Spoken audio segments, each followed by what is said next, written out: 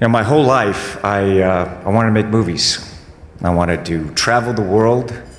I wanted adventure. He fired his insurance company when they said no. He built escape tunnels under his mansion. He spent $6,000 an hour just to fly his private jet. And in 2025, Tom Cruise is richer and crazier than ever. The Mission Impossible star now owns homes on 3 continents, a $16 million motorcycle collection, and is dating a woman young enough to be his daughter. But the real shocker? What he's planning to do in space that no Hollywood star has ever done before. Tom Cruise wasn't born famous. In fact, his early life was a mess, full of chaos, pain, and constant change.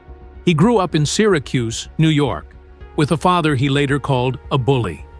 They moved around so often that by age 14, he'd already been to a dozen schools. There was never time to make real friends or feel settled.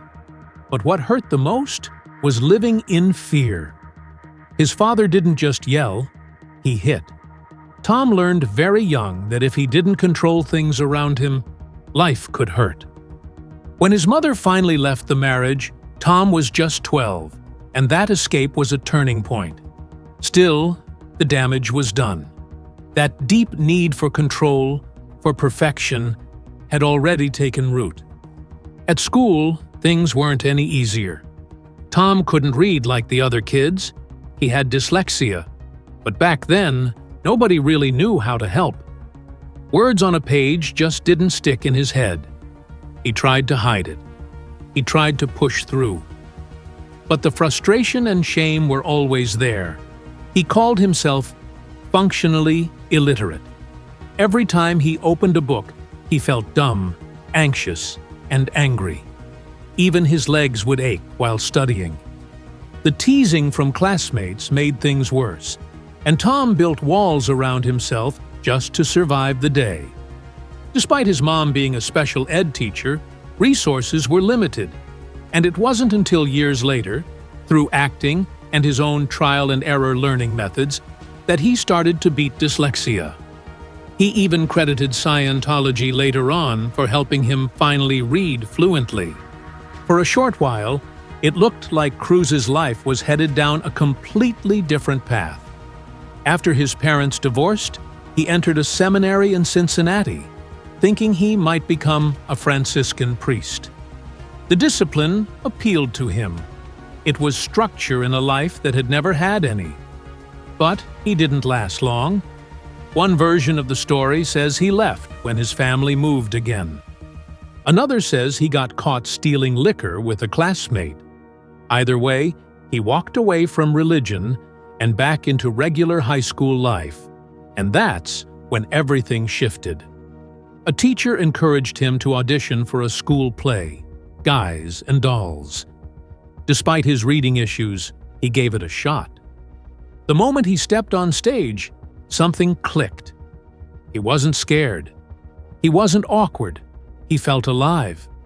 For the first time, he didn't want to hide anymore. After high school, Tom didn't waste time. He gave himself 10 years to become an actor and moved straight to New York with almost nothing in his pocket. He slept on floors, in cheap hostels, and sometimes outside in parks. He washed dishes to survive and went to hundreds of auditions. And he kept getting rejected, again and again. Reading scripts in front of casting directors was torture because his dyslexia would trip him up. But he refused to give up. There was no backup plan. Eventually, he landed a small role in Endless Love in 1981. It wasn't big, but it got him his first union card. Then came Taps. Little by little, he was climbing. And then came Risky Business. That one scene, him sliding across the floor in socks and underwear, changed everything. It wasn't planned like that. One night in his hotel room, unable to sleep, Tom started dancing around in his underwear to Bob Seger's old-time rock and roll. The next day, he told the director, who loved the idea and let him play with it on set. At first, Tom couldn't get the slide right, but they sprayed the floor so he'd land just right. When the film came out in 1983, that single moment turned him into a household name. People didn't just notice him, they remembered him. That image became iconic, and suddenly, the kid who couldn't read, who was beaten down, who almost became a priest, was now Hollywood's newest star. When Top Gun hit theaters, it wasn't just about jets and leather jackets. Behind the scenes, the Pentagon was shaping the movie like a recruitment tool. They worked closely with the filmmakers, feeding in talking points and reviewing the script line by line. Contrary to the myth that it boosted Navy enlistments by 500%, the real jump was closer to 8%. But numbers didn't matter. The film worked its magic. People left the theater wanting to be pilots, not just fans. The Navy even set up recruiting booths outside screenings. This wasn't just a movie, it was a makeover for the military's public image, and Cruise was right in the center. At the same time, Cruise was changing too. Behind that charming smile was someone putting his body through hell. Over 14 months, he shaped himself into an action figure. Not just with dumbbells, but with fencing, hiking, even caving. He didn't eat normal meals. Instead, he grazed on 15 tiny snacks a day, carefully crafted by personal chefs. Blueberries, nuts, lean proteins, everything controlled, nothing random. One stretch saw him drop 10 pounds in 6 weeks. What people saw on screen wasn't a fluke. It was the foundation for a future filled with stunts, speed, and survival. And then came Kubrick. Stanley Kubrick had been watching Cruise for years, not as a fan, but as a scientist. He knew every angle, every line delivery, every decision. When they finally met, Kubrick didn't talk small. He talked specifics. He wanted Cruise, and only Cruise, for eyes wide shut. The film became a marathon, 400 days of shooting. The emotional cost was huge. Kubrick picked at Cruise's marriage, poked at his insecurities, and pushed him to the edge. At the end of filming, Cruise told the director he loved him. Kubrick said it back. Days later, he was gone. Cruise wasn't just an actor in that film, he was part of a final masterpiece. But Cruise wasn't done taking chances. He turned down the flashier role in Rain Man, choosing instead to play the selfish brother. It was a gamble. Most stars want the award bait character. But Cruise saw something deeper, an arc that let him grow. Off-screen, he and Dustin Hoffman built a real connection, rehearsing together constantly. Hoffman doubted himself the entire shoot, even wanting to be replaced. Cruise helped hold it all together. And while Hoffman got the Oscar, Cruise got something else. Respect from actors like Michael Caine, who said Cruise's role was harder and more honest. The film exploded at the box office, and Cruise's instincts proved right again. That same drive pushed him into even darker waters with Born on the 4th of July. To play paralyzed veteran Ron Kovic, Cruise lived in a wheelchair, even off camera, even in meetings. He wanted to understand not just the pain, but the frustration, the rage, the transformation. Kovic himself was on set constantly, helping Cruise get it right. At one point, the director even tried to get Cruise temporarily paralyzed with a nerve agent to make the scenes more real. The studio shut it down. But Cruise's performance was so raw, so real, that Kovic gave him his own Bronze Star as a gift. And with that film, Cruise wasn't just a movie star. He was an actor. By the 1990s, Cruise didn't just want roles, he wanted control. He started producing, and with Mission Impossible, he changed the entire business model. Instead of waiting for back-end royalties, he negotiated to get paid from the very first dollar earned. He took a cut of everything: theatrical, home video, all of it. His deal for the sequel was even bigger. One film earned him over $70 million. another nearly $100 million. Suddenly, Cruise wasn't just starring in blockbusters, he owned them. Even the smaller roles weren't really small. In A Few Good Men, the famous courtroom scene with Jack Nicholson took 36 takes. Cruise gave so much, he made himself physically sick. But the result? Iconic. Nicholson got an Oscar nod, but Cruise walked away with a line that would follow him forever. "You can't handle the truth." Then came Jerry Maguire, a movie born from a breakdown. Director Cameron Crowe had hit a wall, questioning what Hollywood had become. He wrote a mission statement, a personal manifesto, and Cruise turned it into a character. The role was emotional, painful, vulnerable. It gave us "Show me the money" and "You complete me." But more importantly, it showed Cruise could be more than intense. He could be human. Tom Cruise didn't just build an action movie empire, he rewrote the rules of how far an actor could go, both on screen and behind the scenes. While most stars rely on stunt doubles, Cruise made it his mission to be the one jumping off buildings, diving from planes, and crashing motorcycles. It wasn't just for show. He knew audiences could tell the difference, and he bet his body, and millions in insurance, on it. But that kind of commitment didn't come cheap. Studios had to beg insurance companies just to cover him, and sometimes they flat out refused. When he wanted to hang off the Burj Khalifa, the world's tallest building, the insurers walked away.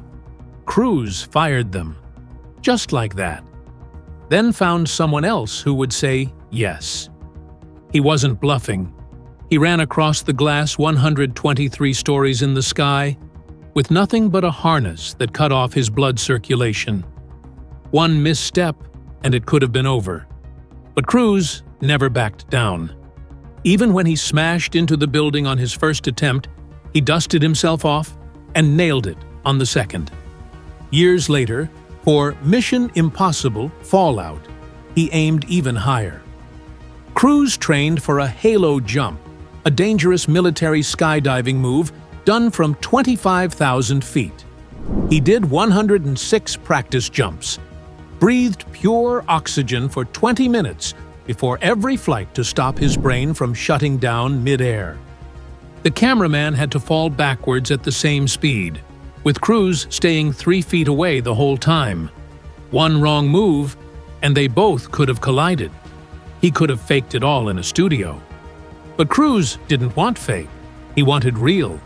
And that obsession turned a stunt into one of the most iconic moments in action movie history. Even when the United States Navy told him no, Cruise pushed the limits. He asked to fly a real F/A-18 fighter jet in Top Gun Maverick, but they turned him down.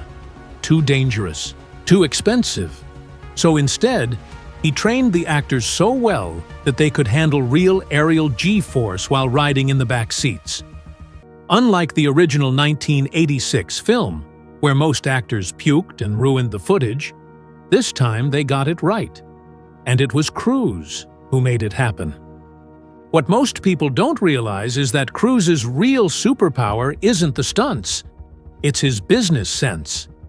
Instead of demanding a huge paycheck up front, he made deals to take a cut of the profits. That gamble paid off big. By the time Mission Impossible 2 came out, he made $75 million off that one movie alone. Over the years, he's earned nearly $300 million just from the franchise. Even when budgets exploded and other films crumbled under pressure, Cruise turned every risk into reward. And because he's also the producer, he doesn't just star in the action, he controls it. But behind all the box office wins, there's always been a storm of controversy. In 2005, Cruise appeared on The Today Show and got into a now infamous shouting match over antidepressants. He called psychiatry a pseudoscience and told host Matt Lauer he didn't know what he was talking about. His aggressive defense of Scientology shocked millions. And it didn't stop there. Days later, Cruise went on Oprah, jumped on her couch, and screamed about his love for Katie Holmes.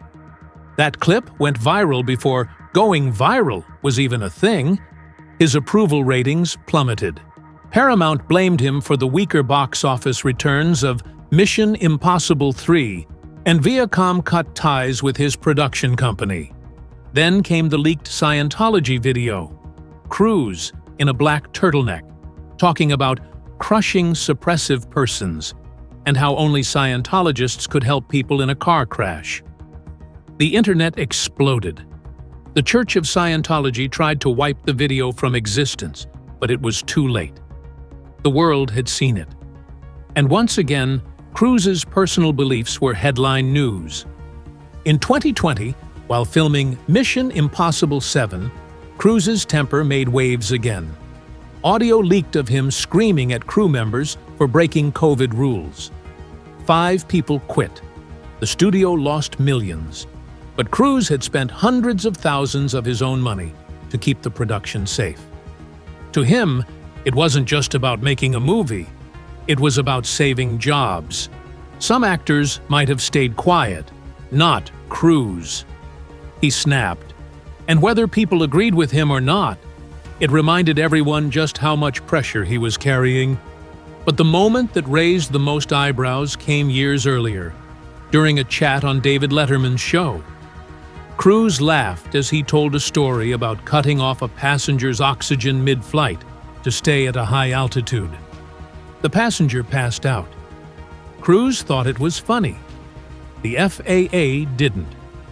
They launched an investigation, and experts warned that kind of thing could cause brain damage or death.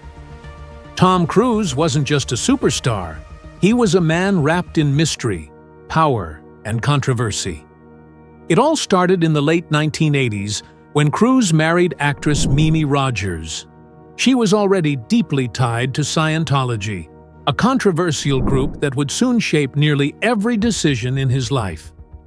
At the time, Cruise was riding high after Top Gun, but behind closed doors, his relationship with Mimi was falling apart. Some say it wasn't just about love. Insiders claim that when Cruise became smitten with Nicole Kidman during the filming of Days of Thunder, the leaders of Scientology stepped in. According to former high-ranking members, they didn't just support the breakup, they orchestrated it. They allegedly pressured Mimi to step aside so Tom could move on with Nicole. It was all fast, quiet, and strategic. Tom and Nicole were Hollywood royalty. They adopted 2 children, walked red carpets side by side, and starred in major films together. But cracks started showing.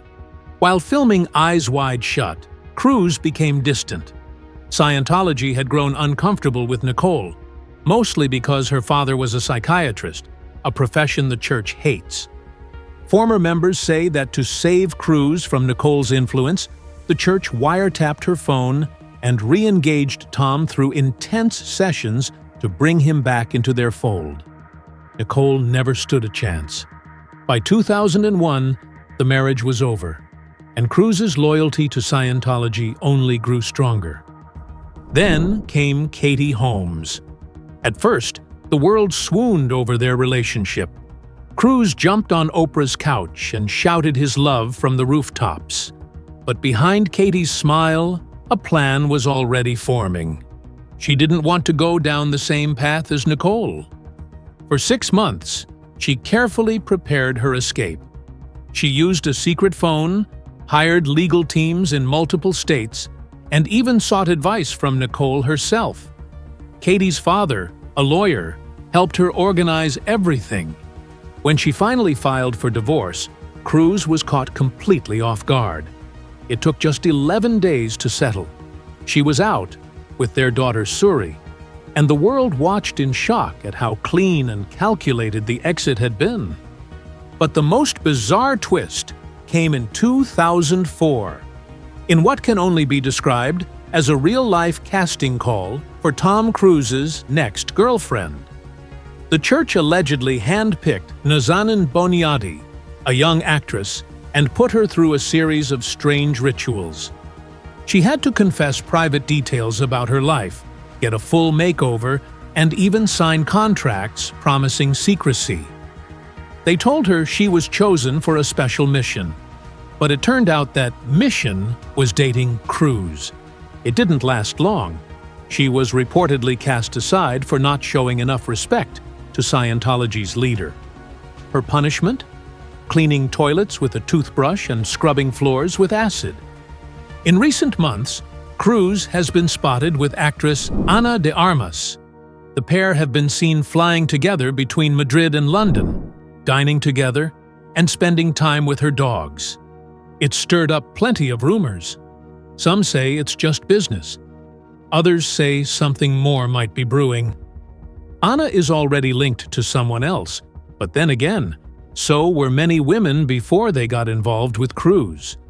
He's reportedly considering her for a film project, and maybe something more. Only time will tell if this is just another chapter in his Hollywood story or the beginning of something real. Tom Cruise is also a kind of man who lives like he's always on a secret mission. His real estate empire proves that. Each of his homes isn't just expensive, it's custom-built to fit his wild schedule, love for flying, obsession with privacy, and deep ties to Scientology. Take his estate in West Sussex, England. On the surface, it looked like a peaceful countryside mansion. Big lawns, classic British style, and surrounded by nature. But underneath, Cruise had something very few knew about. An underground tunnel system that connected to a private helipad. He could come and go without anyone seeing him. That's not a rumor. It was built while he owned it. The house had its own movie theater, a dance studio, and enough security tech to rival a bank. Cruise lived there for 10 years, just a few minutes from the UK headquarters of Scientology. When he sold the place in 2016, the buyer got the house, but that tunnel stayed behind, quietly whispering the secrets it once held. Then there's his Clearwater, Florida penthouse. It's more than just a top-floor luxury spot. It's the high-tech crown jewel of a Scientology stronghold. He bought the entire top 2 floors of a building developed by a Scientologist billionaire. He didn't just move in, he redesigned everything.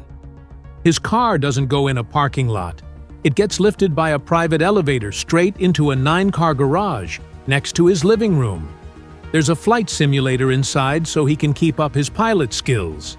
He even bought more apartments in the building for his staff and family. On the rooftop, there's a pool, a hot tub, and a private bar with ocean views.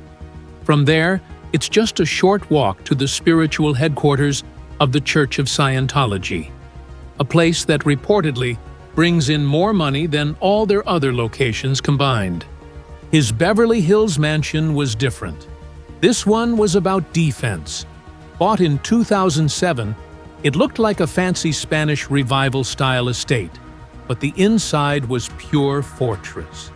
There were fingerprint and retina scanners to get into his private areas. Under the tennis court, a survival bunker built to keep him safe and completely off-grid for up to 3 months. He was living there with Katie Holmes at the time, during the peak of their fame and media attention. They even had a private playground built just for their daughter, Suri. He sold the place in 2023 for $40 million, one of the last steps in his quiet exit from Los Angeles. By then, he had already sold his Hollywood Hills home to Eva Longoria. But his most epic hideout was in Colorado. Deep in the mountains of Telluride, Cruise owned 320 acres of pure wilderness. He designed it all himself, a massive ranch where he could disappear from the world and still run a movie set if he needed to. The house had its own communications hub with satellite links and backup power systems just in case. It had a motocross track, forest trails, and even an in-ground trampoline. You had to drive a full mile past the gates to reach the main house. And yet, It was close enough to Telluride's airport for Cruise to land his private jet and be home in minutes. He sold that mountain fortress in 2021 for nearly $40 million. But just like his movies, Cruise's story isn't always smooth. It's fast, loud, and sometimes messy. Take his Bugatti Veyron. People love to say it was a gift from Paramount after Ghost Protocol. But that's not true. Tom bought it himself back in 2005 and proudly showed it off at the Mission Impossible 3 premiere. What should have been a grand entrance quickly turned into a global embarrassment. Cruise couldn't open the passenger door for Katie Holmes. Cameras captured the struggle. Over 40 awkward seconds of trying and failing. The clip went viral, and just like that, Bugatti reportedly banned him from ever buying another one. It was the kind of bad press the luxury brand didn't want, and they quietly blacklisted him, alongside names like Kim Kardashian and Justin Bieber. Then there's the 1949 Buick Roadmaster from Rain Man. A lot of people think Cruise owns it, but he doesn't. Dustin Hoffman kept the car after filming, storing it for over 3 decades. When he finally decided to sell it in 2022, it was pristine. Restored down to the exact specs Raymond Babbitt mentioned in the movie. Cruise may not have owned that Buick, but it was still a big part of his legacy on screen, one of those rare vehicles that became a character in itself. Cruise has always been hands-on, and that includes his love for racing. At Silverstone Circuit, he went head-to-head with former F1 drivers Mark Webber and David Coulthard in Porsche 911 GT3s. It wasn't just for show. Cruise drove like he was born on the track, braking hard, outmaneuvering pros, quoting Top Gun as he tore around corners. He was 59 at the time, but that didn't matter. He didn't just keep up, he fought to win. His bond with BMW is more than just product placement. Ever since Ghost Protocol, BMW has practically been stitched into the DNA of the mission. Impossible films. Cruise drove modified M5s through packed cities and twisted alleys. Every chase scene like a ballet of horsepower and control. BMW gave him their best machines, and Cruise gave them immortality on screen. It wasn't just a partnership, it became a signature. But if there's one thing that competes with his love of cars, it's motorcycles. Cruise owns bikes most collectors only dream about. The Kawasaki from Top Gun, the Triumph from Mission Impossible 3, even the ultra-rare Virus 987. One was the fastest production bike of its time. Another only had 25 units made. Cruise doesn't just collect. He rides, races, and puts them through hell. Some say his motorcycle collection is insured for $16 million. Even if that's not confirmed, the value of what he owns, historically and emotionally, is off the charts. And when he's not tearing up roads, he's taking to the skies. Cruise earned his first pilot's license in 1994. Since then, he's mastered 7 different aircraft, including warbirds and helicopters. He flies legally in conditions most recreational pilots wouldn't even dare. For Mission Impossible, Fallout, he trained for hours just to pull off those death-defying helicopter stunts himself. He doesn't just fly, he studies, practices, and perfects. His World War II-era P-51 Mustang isn't just for show either. It's real, restored to perfection, and Cruise flies it regularly, with a full-time team dedicated to keeping it in mint condition.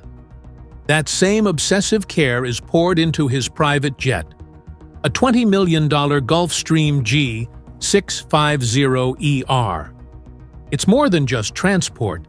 It's got a soundproof studio, a film screening setup, and even a custom-built jacuzzi. The jet can cross oceans without stopping. It costs over $6,000 an hour just to keep in the air. And Cruise has a crew ready 24/7, always on standby. His helicopter routine during the filming of Dead Reckoning in England was equally intense. Every morning, at 5:45 a.m., he flew himself from central London to the set. Local actors complained. Jenny Agutter, from Call the Midwife, said his landings were ruining their scenes. Cruise didn't stop. He made over 180 flights during production. For him, being late just isn't an option. And now, he's looking beyond Earth. Cruise wants to film in space, not with green screens or trick shots, but in real zero gravity, aboard the International Space Station. He's been working with SpaceX since 2020. The film is still in the works, but it's real. NASA's involved. Universal Pictures is putting up $200 million. He even had a call with a civilian crew already in orbit to prepare. If everything goes right, Cruise won't just be the first actor in space, he'll be the first to shoot a movie there.